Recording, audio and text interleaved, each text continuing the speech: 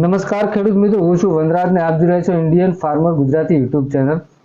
Indian farmer Gujarati YouTube channel ખાસ કરીને આમ તો ખેતીલક્ષી આપણે અવનવા વિડીયો બતાવતા રહીએ છીએ, પણ ખાસ કરીને એક એવી સિરીઝ પણ ચાલુ કરી છે જે કહેવાય ખેડૂત સેલિબ્રિટી એટલે શું અને ખેડૂત સેલિબ્રિટી કેવી રીતે બનાય. અને ખાલી આપણા મગજમાં એવું જ હોય કે ખેડૂત સેલિબ્રિટી એટલે એમના જોડે પૈસા વધારે હોય, મોટો બંગલો હોય, ગાડી હોય, એટલા પૂરતું જ સીમિત નથી જે આપણા વિચારો છે એ પ્રમાણે.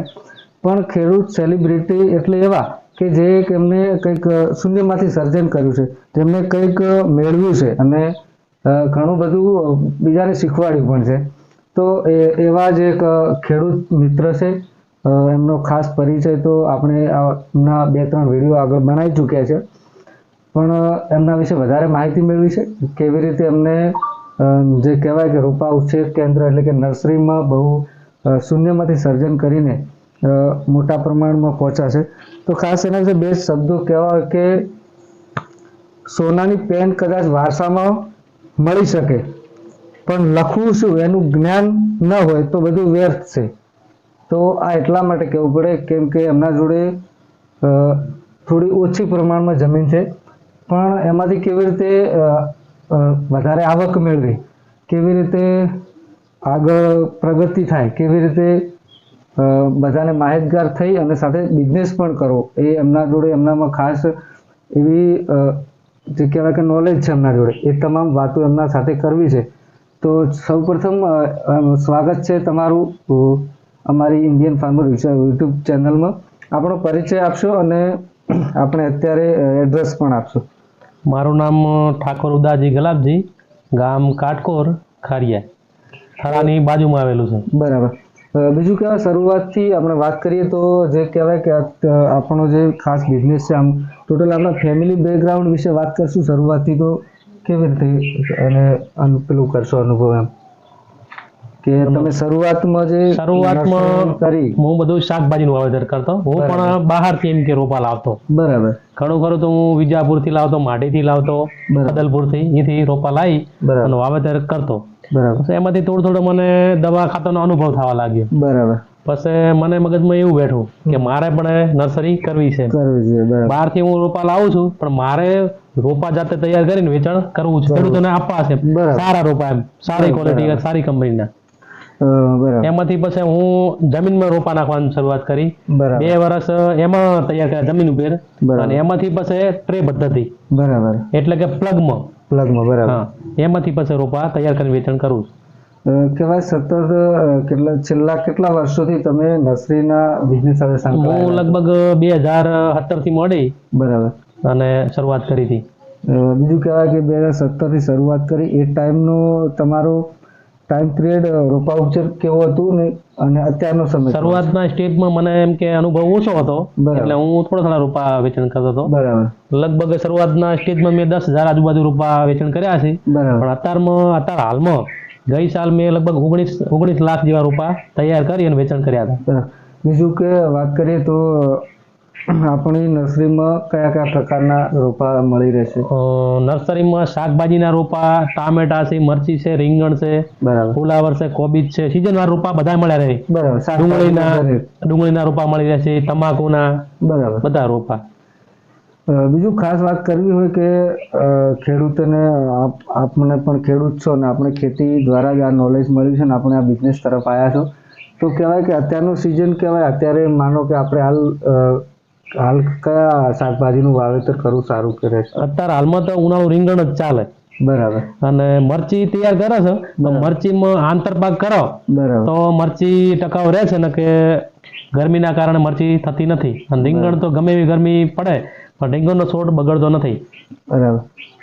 બીજું ખાસ કહેવાય કે ખેડૂત માનો અહીંથી નર્સરીથી રોપા લઈ જાય છે, એના પછી ખેડૂતે ખાસ વાવેતર કરવામાં કેવી કાળજી જોઈએ? કેમ કે જે ટ્રેમાં હોય છે અંદર રોપામાં કોઈ તકલીફ થાય ખરી? ના, એમાં કોઈ તકલીફ થતી નથી. પણ મતલબ અહીંથી ખેડૂત જાતે લઈ જાય તો કેટલા દિવસ, અમુક શું હોય કે અહીંયા લઈ ગયા પછી પૂર જોશમાં આવીને ખેડૂત એમ કે મારે શાકભાજીની ખેતી કરવી છે, અહીં તમારા જોડેથી લઈ ગયા તાત્કાલિક, ખેતર તૈયાર ના હોય તો મતલબ કેટલા ટાઈમ સુધી જે ટ્રેમાં છે રોપા ત્યાં રહી શકે? એમ કેમ? ટ્રેમાં તો લગભગ કોને સોયડે રાખવાથી 10-15 દિવસ સુધી રોપાને કોઈ થતું જ નથી. ટાઈમસર પાણી આપવું પડે એને, તો રોપો બગડતો નથી. બીજું કહેવાય કે અહીંયા જે આપણે રોપા તૈયાર કરો છે એમાં ખાસ કેવા પ્રકારની ટ્રીટમેન્ટ હોય છે? ગ્રીન હાઉસ છે? ટ્રીટમેન્ટમાં તો અમે ઉનાળાની અંદર તો ડબલ નેટ મારીએ છીએ. બરાબર. કેમ કે ગરમી જો વધારે હોય તો રોપો બળી જતો હોય છે. બરાબર. પછી ટ્રીટમેન્ટમાં ફંગીસાઇડ ને એવા અમુક વોટર સોલ્યુબલ ખાતરો આવે છે. બરાબર. ઓગણી એવા ખાતર આપીએ છીએ. ખાતર અંદર નર્સરીમાં રોપાની વખતે આપો? આપા. એના લીધે શું થોડો વિકાસ કરે. હા, અને નોર્મલ. બરાબર. થોડા સમય સુધી એનું સંતુલન જળવાય રહે, અને ડિગ્રી તાપમાન જે કમ્પ્લીટ રહે, એના લીધે રોપા સુકાઈ ના જાય, લાંબા ટાઈમ સુધી રહે. બીજું ખાસ કહેવાય કે અલગ અલગ રોપા સરેરાશ કહેવાય કે ભાવ કેવા હોય છે? ભાવ ₹1 થી મોડીને ₹1.50 સુધી અમે વેચાણ કરીએ છીએ. બરાબર. તો ખાસ કહેવાય કે એમના જોડે બીજું આપણે ખાસ એ પણ કહેવું છે કે એમના જોડે અમે સતત એમના પરિચયમાં જ છીએ, અને એમનો જે સ્વભાવ છે, ખાસ કરીને ખેડૂત અહીંયા આવે છે તો એમના જોડેથી પૂરતું નોલેજ પણ મળે છે, અને સાથે વાવેતર કર્યાથી લાસ્ટ ટાઈમ સુધી એમના ફોન કોન્ટેક્ટથી એમને સલાહ પણ આપે છે. સલાહ સૂચન પણ હું આપું છું, કેમ કે મને શાકભાજીના વાવેતરનો અનુભવ પૂરેપૂરો છે. બરાબર. કયું ખાતર નાખવું, કઈ દવા આપવી, એ પણ મને માહિતી છે. એટલે સિઝન વાર લગભગ ખેડૂતો મારે કોણ દાડાના લગભગ 50 જેવા ફોન આવતા છે એક દિવસના મારે. ખેડૂતો પૂછે, નવા ખેડૂતો વાવેતર કરે એટલે કયું ખાતર નાખવું, કઈ દવા નાખવી, ટ્રીટમેન્ટ હું જણાવું છું. બરાબર. અને એવું નથી કે હું મારી નર્સરીમાંથી રોપા લઈ અને હું માહિતી આપું. ગમે તે નર્સરી લઈ અને ગમે ખેડૂત ફોન કરે હું માહિતી આપું છું. બરાબર.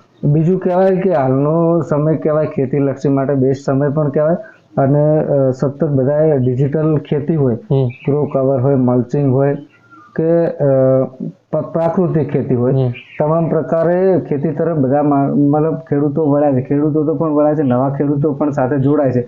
તો હાલના સમયમાં આપ ખેડૂતને શું સંદેશો આપવા માંગશો? કેવી ખેતી કરવી જોઈએ? ખેતી તો છતાં તો બધી નવી ધારો કે આંતરપાકમાં એ ડબલ નહીં કહેતા કે 3 વીના 4 વીના કે આંતરપાક કરે છે, એ પણ સારું. ટૂંકી જમીનો હોય તો આંતરપાક પણ કરી શકાય એમ, જેથી આવક બમણી થાય એમ. બરાબર. તો ખાસ આપણે વાત કરી કે સૌપ્રથમ એમના માધ્યમથી એ પણ જાણી શકાય કે એમનો અનુભવ છે એ સતત એમને બીજા સુધી વેચવાનું કામ કર્યું છે, કે આપ લે કરવાનું કાર્ય ચાલુ છે. એમણે કીધું 2017થી એમને નર્સરી ચાલુ કરી હતી.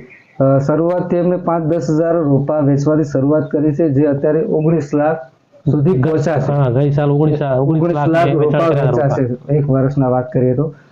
એનું કારણ એક જ છે કે એમના જોડે જે નોલેજ છે એ બીજાને પીરસવાનું કામ કર્યું છે. તમે અહીંયા મતલબ ખેડૂત કોઈ બી આવ્યો છે તો એમને કીધું કે સતત એમના કોન્ટેક્ટમાં હોય છે, એમને તમામ પ્રકારનું નોલેજ એમના જોડે જે છે એ આપે છે.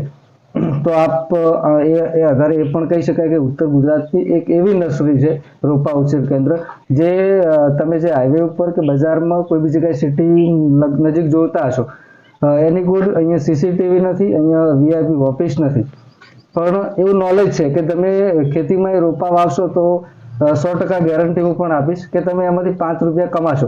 એનું કારણ એ છે કે અહીંયા એમનું પોતાની જમીન છે, અહીંયા કોઈ મેન્ટેનન્સ ઓફિસનું નથી, કોઈ AC નું મેન્ટેનન્સ નથી, પણ એમનું નોલેજનું મેન્ટેનન્સ છે. એ પોતાનું નોલેજ પીરસે છે, અને તમને તમારી આવક વધારવા માટે એમના સતત પ્રયાસો તમારા જોડે થતા રહે છે, અને ફોનથી પણ કોન્ટેક્ટ થાય છે. તો પણ આપ પણ આપણા વિસ્તારમાં કે આપણા ખેતરમાં કોઈ નવીનતમ શાકભાજીની ખેતી કરવા માંગો છો તો અવશ્ય અમની મુલાકાત લઈશું. એમની એડ્રેસ પણ આપ્યું છે, થરાની બાજુમાં કાટકોર ખારિયા ચોકડીથી કાટકોર ગામ છે. એમનું નામ છે ઉદાજી ઠાકોર, અને મહાકાળી કૃપા નર્સરી છે. એમને વિનંતી કરીશ કે એમનો મોબાઈલ નંબર પણ આપે, જેથી કોન્ટેક્ટ કરી શકે. મારો મોબાઈલ નંબર 99048 86 386. તો આ સાથે આપણે અહીંયા વિડીયોને પૂરો કરીશું. ફરી મળીશું નવા વિડીયો સાથે. જય હિન્દ, જય ભારત, જય જય ગરવી ગુજરાત.